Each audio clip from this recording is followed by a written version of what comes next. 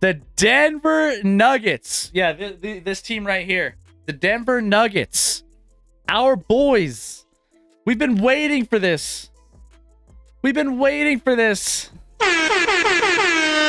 This is our moment. This is our time. The Denver Nuggets, for the first time in franchise history, have made it to the NBA Finals. It's weird seeing that logo associated with the Denver Nuggets, by the way. The fact that they're on this poster here. Let's get hype. Hype in the chat. Spam it. Spam the hype. All you guys. Go. Spam. Can you hear this? I can't. I'm gonna let it breathe. All I do is win, win, win, no matter what. Got money on my mind, I can never get enough. And every time I step up in the building, everybody hands go up. And they stay there, and they say yeah, and they stay there. Here's All all. I do is win, Win. win. And if you going in, put your hands Come on, man. stay there. Ludacris going in on the Woo! static. It feels good, man. It does. It does, feels Chris. good. But it feels not done yet. Feels not finished. We're not finished, Chris. We're not finished, right? I mean, Like, it's great that they made the finals. Listen, this team, we talk narratives, obviously, but like going into this postseason, a lot of the talking heads on all the sports networks were saying this team had more pressure and Joker had more pressure on him. And even Joel Embiid hinted at this, that he has more pressure and this team has more pressure to succeed than any other team in the playoffs this year, which to me is wildly wrong. I mean that's Wildly wrong. that's incorrect. I mean, just look at the roster that they rolled out in the playoffs with the last 2 years. No Murray, your second best player. No MPJ last year. You look back, the last year they were healthy in the bubble, make the Western Conference Finals, but MPJ's just starting. He's only playing like 15 minutes at that time. He really wasn't, the player he is now. Not even close. You didn't have Aaron Gordon on this roster. Obviously, you didn't have KCP or Bruce Brown or any of those guys. So it was a much different roster with like the number 3 player was like Paul Millsap back in 2020. Oh. So this team, like if you looked prior to this postseason, Joker's numbers were insane. Sorry he couldn't make it NBA Finals with Facu Campazzo last year. Like I'm sorry, but go ahead and fuck you, okay? Because no one's making it with the roster. Like the players he played with in the backcourt last year and their whole roster in general, like, come on. And not to mention they lost to the Golden State Warriors last year. So they lost to the eventual champions. The year before, they lost to the Western Conference champions, Phoenix Suns. And the year before that, they lost to the eventual champion, LA Lakers. So, like, what is this pressure talk? There's no chance now. This was the first time we were going to find out, like, all right, is this real? Is this team, is this roster ready? Are they ready to, do what we all know they can and be the team that everyone ignored in the regular season when it was a wide open race. They just ignored the fact that the Nuggets were steamrolling the Western Conference for most of the season. And so, listen, this validates everything with Joker's MVPs. Obviously he should now have a third. Like if they were to do the vote right now, I don't think Embiid would get a single first place vote, Chris. All of them would go to Jokic. It validates a ton, but it's not enough. Let's get a title. And Chris, one of the most exciting things about this is like this team's going nowhere. Everyone's under contract. No, Jokic under contract at least 2 more years outside of like Bruce Brown, I think. Everyone else, maybe KCP as well. I mean, KCP might only have 1 more year. Bruce Brown has a player option next year, which he might, opt out of. But Jokic, Murray, Gordon, MPJ, all around for at least like 2 or 3 more years on their current. This could be. I'm gonna go the Draymond route. You don't talk dynasty until you've completed your dynasty. But Chris, I have familiarity with dynasties as a Chiefs fan, so I'm able You mean to a talk what? about it. They're in a I'm able to talk about it. like yeah. So You know, because they won, but all right, we're not making this about the Chiefs. Oh, But okay. we're no, this is a team that's gonna I think Joker's locked in through like 2027 or something crazy. Then you have everybody else who's here for at least 2 more years, like you said, with a couple guys that are kind of on the fringe. But either way, this team is together for a bit. What you're watching now, the cohesive nature of what this team has put together, they know each other, the way they play the game, the way they've won up until this point. Teams don't like, if you Scotty, I watched a lot of press conferences I watched almost every single it was, if I had $1 for every time an opposing coach, an opposing player from the other team said, they do a lot of things that we just don't have answers for, or like they just do a lot that it takes. It's hard to defend. It's hard to defend this. It's hard to defend Jokic. It's hard to defend how they play basketball. If I had $1, I could retire. Nobody. Scott, there's a few things that you look for in a championship team. One, a bona fide superstar. We have it. Jokic is a bona fide superstar that's productive, very consistent. You have a star role player. That's Jamal Murray. They complement each other. The two-man game is one of the most unguardable things in the NBA. This is the best duo in the NBA when they're at their best. And you have role players fitting all around, complementary, that can do everything that this team is asking. They can hit threes. They can play defense around the perimeter. They can play defense on the inside. Now, obviously, there are people always are going to clown on, Jokic is a bad defender, whatever. That's not a true narrative, first of all. But overall, this team has all the pieces that you would want in a championship caliber team, and it's going to be together for a while. I mean, Jokic, if you're making an argument for the best player in the NBA, you gotta look at all that he does. None of these players, people were asking, why is KCP doing this with Denver and not LA? Because Jokic makes him better. Because Jokic gets him those shots and gets him on those cuts and gets him on those open. Jokic pulls away so much from these other guys pressure-wise, and then they get wide open looks. He finds everybody in the court. So not only is he great at passing, and he runs everything. Everything runs through him. When he gets the ball, good things happen. I just don't understand how you can look at this game. If you don't see that, then you're a casual. Like, you just don't understand basketball, because what he's doing, 8th triple-double in the playoffs, passing Wilt Chamberlain for most in a single postseason. I mean, Wilt Chamberlain, Magic Johnson, Draymond Green, all these other players on that triple-double list. Like, he's passed them all. He's does everything. He's the second player to average triple-double in multiple playoff series in a single postseason, joining Wilt Chamberlain in 1967. When's the last time you heard someone dominate with triple-doubles through the playoffs like it was nothing? He could do it every game if he wanted to.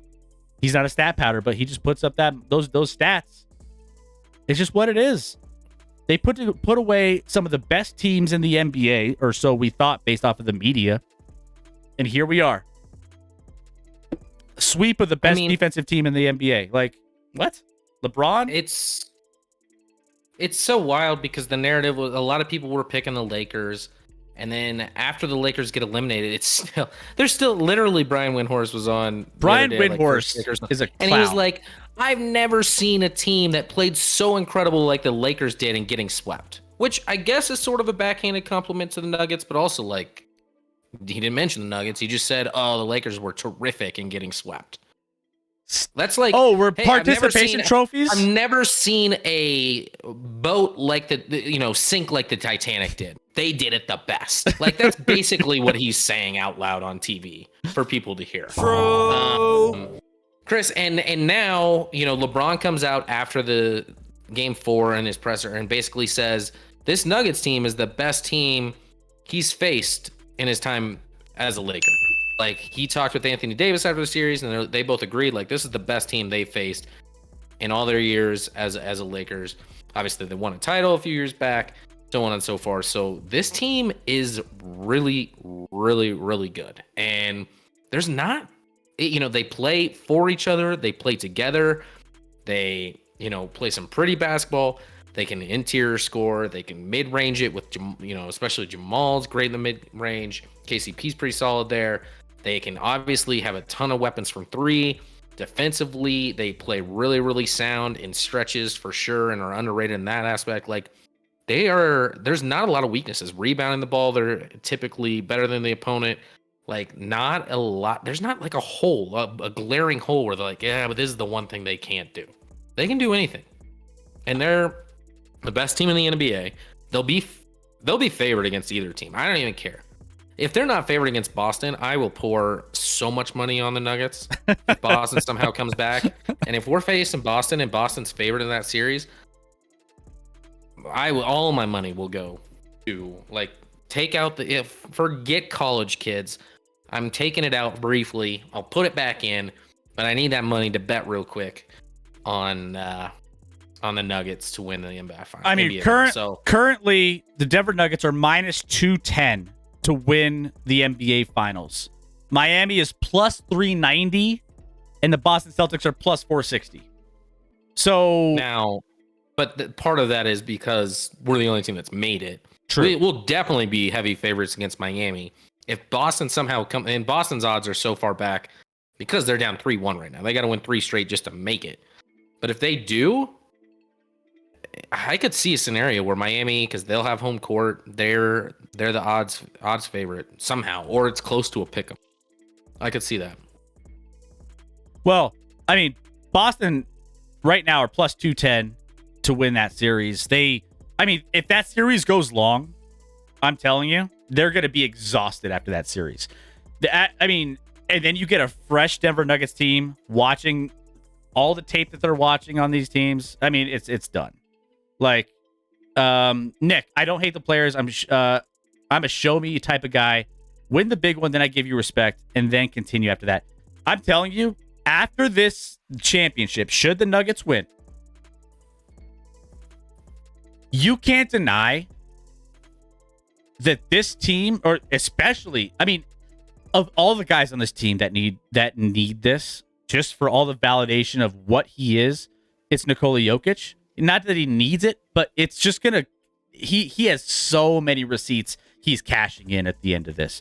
Everybody who crucified him over the 2 MVPs back to back, that he didn't even deserve those. Now, you can't find a single media person, Scotty. I've watched every media show. Everybody says he's the best player on the planet. Everybody currently, now that they're watching what he's doing, are saying that he's the best player. We've kind of known this. We've been in our little hole here in Denver, Colorado. We've been trying to tell Milwaukee's for forever that we like Joker more than Giannis. And that's not to say we don't love Giannis. We do, Milwaukee. It's okay. Don't panic. Joker's the best player on the planet right now. 2 MVPs, doesn't get it this year. Now he's in an NBA final because he finally has a healthy squad to go with him that's built to win. Nick, I still think Giannis is better than Jokic. Lucky he got hurt. If Giannis could actually shoot the ball, then yes, he would be potentially better than Jokic. He can't shoot the ball.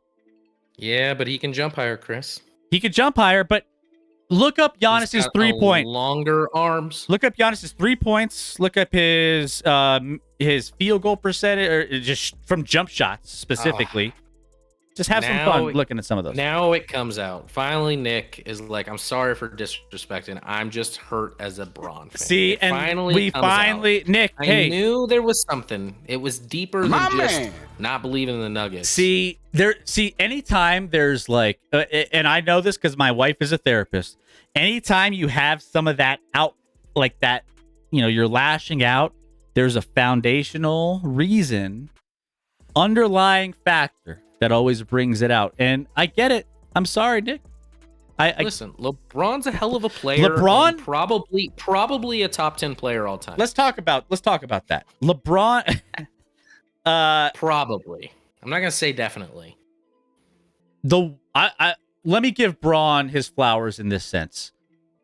I mean, what he did in that last game at his age, like saying, "Don't take me out of the game, leave me in," and putting up that stat line, and when Anthony Davis, his teammate, would not show up at all, like he's the only guy that put together the effort. I'll give it to him. Now, I mean, take away all the flopping, all the other things that happen over the course of the series, all the different things. That doesn't change the fact that LeBron at his age and what he's doing is unprecedented. You got to give him that. Like he's better than a lot of players are in their prime in like the 20s and 30s of their respective teams. You know what I'm saying? Yeah. So give He Braun his said props. he still thinks he's better than 90 to 95% of the players in the league, and that's probably true. Certainly 90. I'd have his to do age. math on 95%. Probably, maybe even 95. But I don't disagree with that. I just not the biggest Braun fan. And listen, one thing that bothered me, a couple things that bothered me after the final whistle. First of all, I know where you're going with this. First, Braun. I don't know if you do. At least on one of them, maybe you do. I might. But Braun exits stage immediately. Okay. Yep. Which kind of weak. Like, come on, dude. Like you lost. You know, give some hugs out. Respect the other team. Handshake. Do whatever. A lot of players are doing that. Of course, they pan to LeBron almost immediately right after and follow him back into the locker room because it's not about the Nuggets winning. It's hey, LeBron lost. I thought he did give a hug to Joker. I thought that was the only guy. Oh yeah. Real quick to Joker, and then he was gone. Yeah, gone. Like I think, listen, Joker's a hell of a player, but Jamal Murray put up 32 points a game in this series, and it wasn't a fun hug. You know how some superstars hug each other and they they're there for a second talking in each other's ear, like good job. He said he gave him a quick hug and was done. He was gone. Yep. Two, my second thing that kind of bothered me, and this is what bothers me about LeBron in general, is his arrogance, okay? And I like bravado. I like confidence and this and that, but like sometimes he just comes off like a douche, all right? In his post-game presser, he goes out there and he gets asked the question by somebody, hey, did you, after this series, do you respect or, Jokic more than you did coming in, or what, do you put him at and he's like, or what did you learn about his game that you were surprised about? And he basically said nothing. He's like, I knew player, like very complimentary of Joker. He was very complimentary. He said, I knew the type of player he was coming in. He's plays the game like I kind of do. Like he sees the court, he knows what's going to happen before it even happens. He sees the court.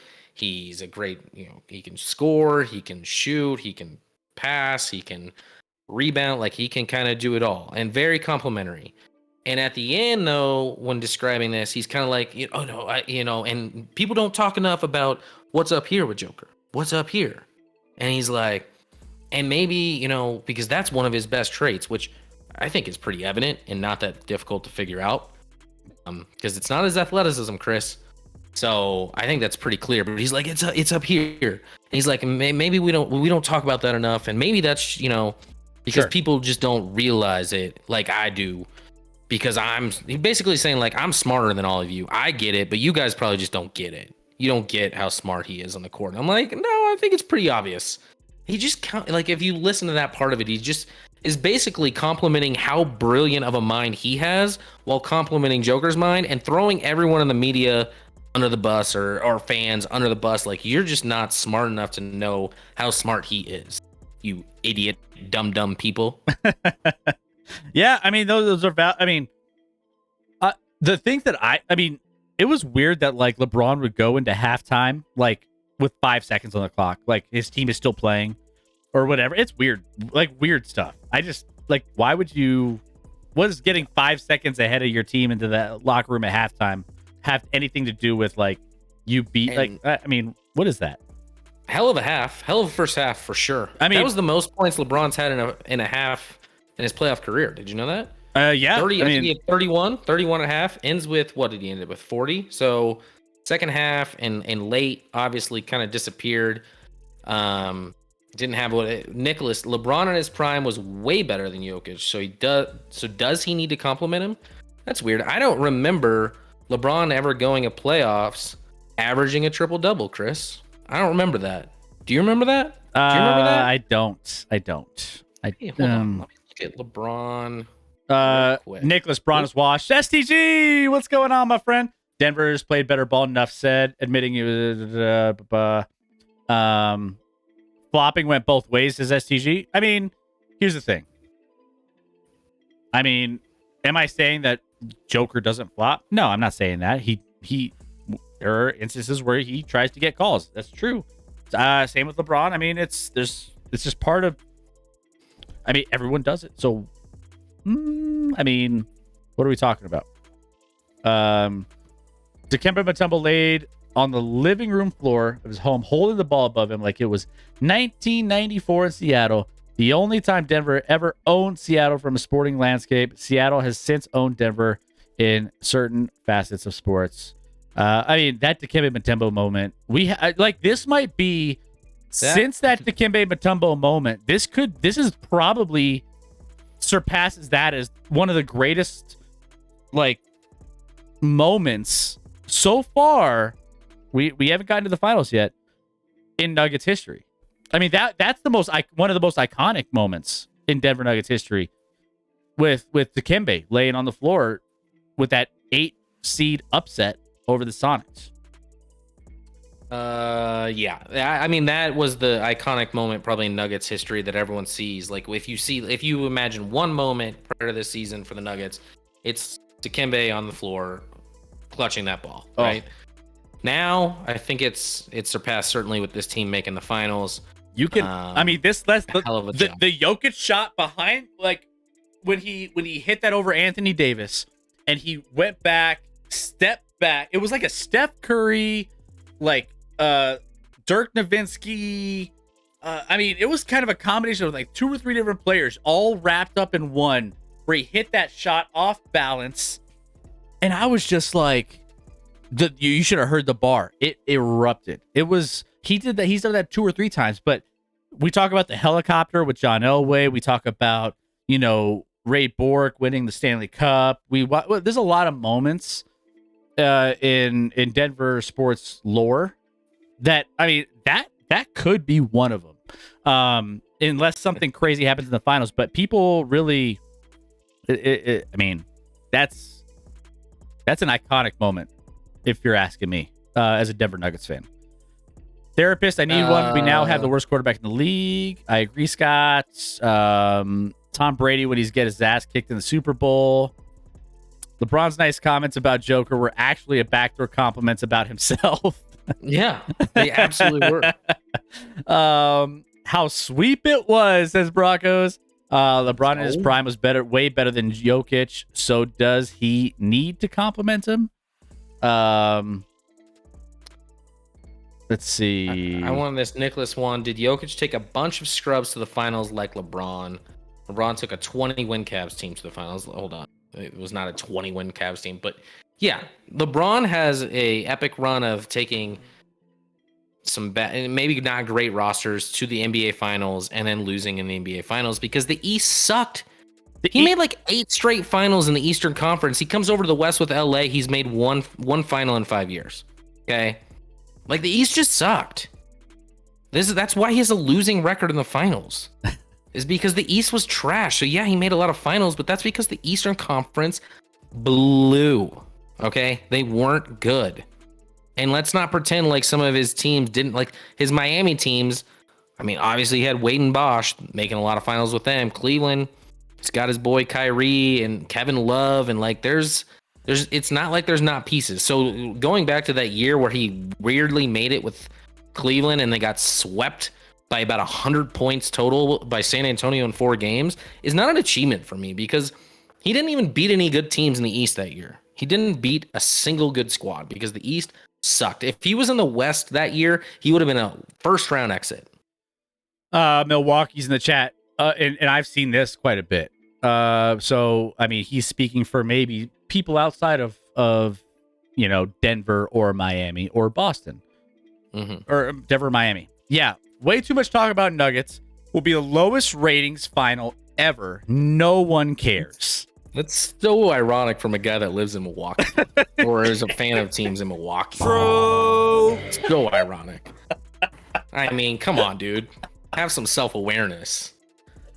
Nobody cares about Wisconsin. I promise you that.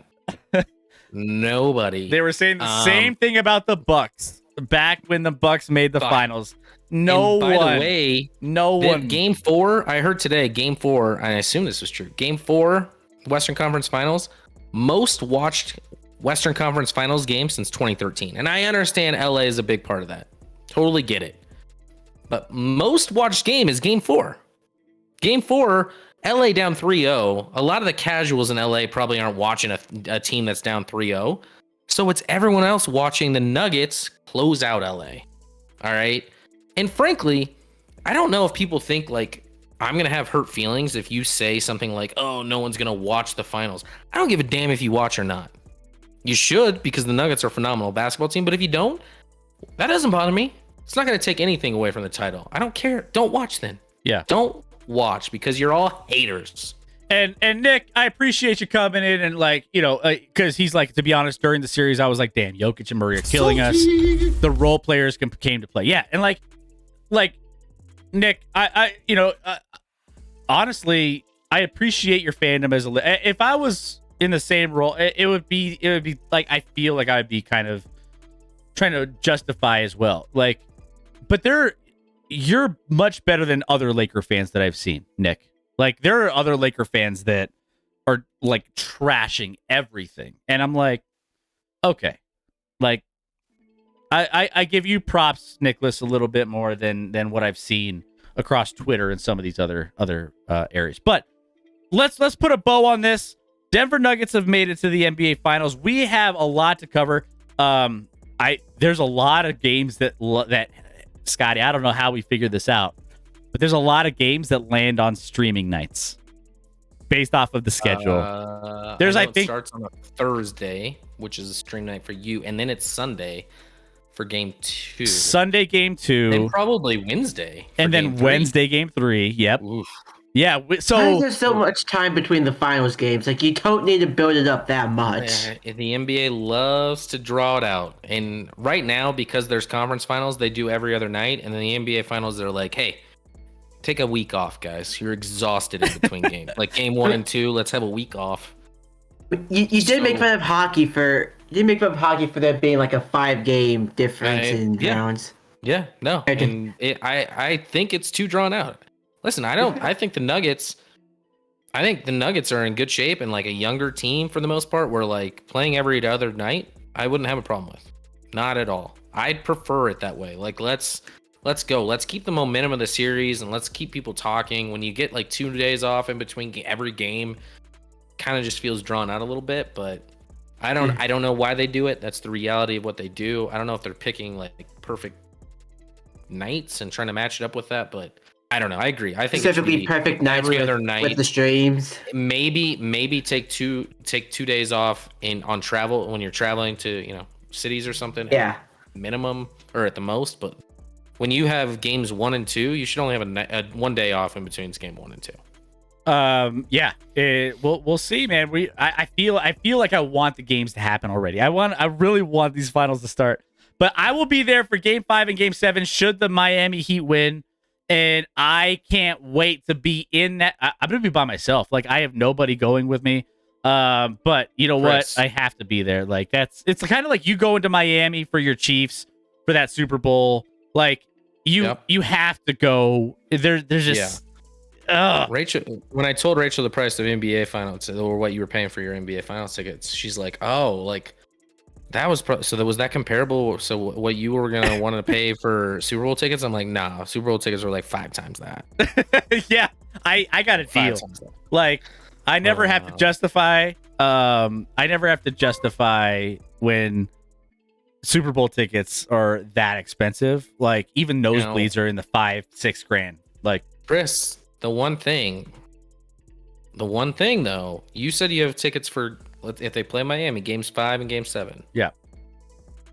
Or if they sweep. If they sweep that, then it is what it is. Like I would love to be out there in Miami for that, but I had trouble justifying just 5 and 7. I have great luck watching my teams win a title Miami? in Miami. By the way. Okay, all right. It's never not worked for me. Okay. Roger, Roger. I might have to think about that a little bit more. But until then, man, we'll see what happens. But we need to watch this game. I'm more excited about Eastern Conference now than anything. Watching what happens.